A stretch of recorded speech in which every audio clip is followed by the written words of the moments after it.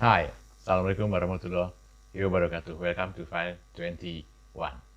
Ini adalah tentang seorang ilmuwan atau dokter medis muslim yang karyanya itu masih dikenang dan digunakan hingga saat ini. Ibnu Sina. Ibnu Sina ini dikenal di dunia barat dengan sebutan Avicenna. Beliau dilahirkan pada tahun 980 Masehi di kota Afsona, Uzbekistan, dan beliau wafat pada tahun 1037 Masehi di kota Hamedan, Iran pada usia masih cukup muda, 58 tahun. Beberapa penemuan dan karya dari seorang ilmuwan muslim ini sangat mempengaruhi perkembangan sains, terutama di bidang kedokteran. Bahkan beliau mendapat gelar Father of Doctor, Bapak Kedokteran, karena penemuannya di bidang metode pengobatan dan ilmu kedokteran modern. Kitab yang berjudul Al-Qanun, karya Ibnu Sina sendiri yang mengupas dengan amat mendetail tentang berbagai kaidah umum ilmu kedokteran, macam-macam penyakit, dan obat-obatan. Pada abad ke-12 Masehi, kitab Al-Qanun kemudian diterjemahkan ke dalam berbagai bahasa, dan salah satunya adalah bahasa Latin, hingga menjadi kitab rujukan paling utama dalam metode pengobatan pasien. Lalu apa saja sih sumbangan besar Ibnu Sina dalam ilmu kedokteran modern ini? Mari kita simak di sini. Yuk. Yang pertama adalah metode penyuntikan ke dalam kulit menggunakan jarum dan cairan yang mengandung vitamin.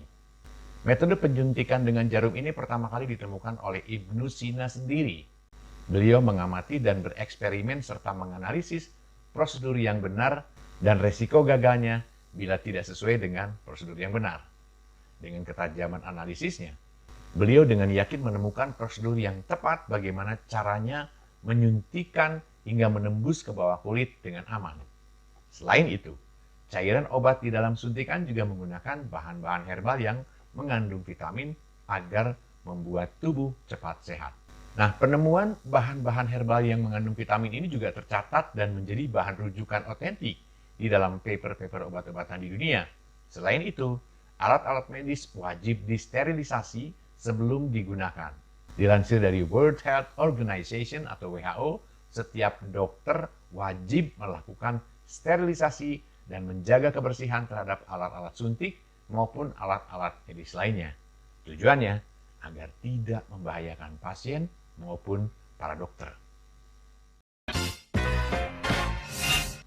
Yang kedua, memasukkan pipa udara ke dalam kerongkongan atau tenggorokan. Metode ini menggunakan pipa biasa sebenarnya, tetapi pipa yang terbuat dari bahan emas dan perak. Karena menurutnya, pipa dengan model tersebut dapat mengobati pasien yang kesulitan bernapas dan melegakan tenggorokan yang tercekik. Seiring perkembangannya, metode ini digunakan oleh dokter anestesia modern sebagai alat untuk memberikan oksigen dan gas bius ke bagian dada orang yang sakit. Meskipun model pipanya sama, tetapi bahan yang digunakan berbeda, yaitu terbuat dari bahan karet dan plastik. Karena mungkin kalau dari emas cukup mahal dan nanti bisa dicuri oleh orang kan? Yang ketiga, metode diagnosa luka atau penyakit pada bagian retaknya tulang kepala. Penemuan ini menghasilkan diagnosis mengenai luka di bagian tempurung kepala.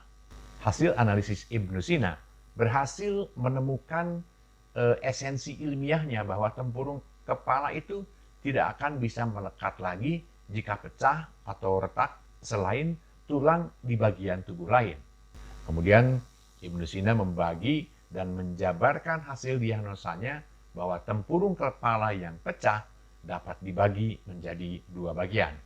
Satu, pecah atau retaknya yang tertutup. Tempurung atau tulang kepala yang pecahnya seperti itu tidak dengan luka, tetapi sangat berbahaya jika terdapat munculnya tumor dan dapat mengakibatkan tersendatnya darah maupun nanah. Yang kedua, pecah atau retaknya terbuka. Keretakan yang seperti ini biasanya muncul dengan luka. Jika benturannya keras, maka parah tidaknya tergantung dari kepala yang terbentur.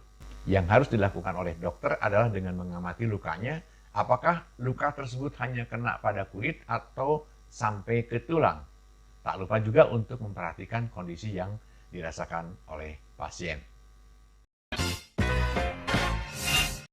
Yang keempat, metode diagnosis penyakit dalam dan membedakannya antara dua penyakit. Dengan kecerdasannya, Ibnu Sina mampu membedakan antara penyakit dalam di setiap dua bagian organ tubuh. Di antaranya membedakan mulas ginjal dan mulas lambung, kemudian peradangan paru-paru dan peradangan selaput otak. Selain itu, beliau juga adalah ilmuwan yang pertama kalinya menemukan metode diagnosa antara peradangan paru-paru dan pembengkakan hati, dan berhasil mengobati kram perut yang disebabkan oleh faktor kondisi kesehatan mental atau psikologis. Yang kelima, metode penyembuhan penyakit gangguan kejiwaan. Sebelum kemunculan ilmu psikologi dari Freud, Ibnu Sina adalah orang yang pertama kali menemukan metode pengobatan terkait masalah gangguan kejiwaan yang diakibatkan oleh berbagai macam gangguan internal dan eksternal dari hasil pengalaman hidup si penderita. Selain itu, Ibnu Sina menyarankan agar pengobatan penyakit psikologis seperti ini adalah dengan memberikan konseling dan terapi pikiran maupun kejiwaannya terkait memori-memori di masa lalu si penderita. Sebelum Sigmund Freud, bapak psikoanalis, penemuan Ibnu Sina terkait masalah-masalah gangguan psikologis menjadi salah satu dasar teori dari ilmu psikologi dan menjadi rujukan kajian psikoanalis Freud.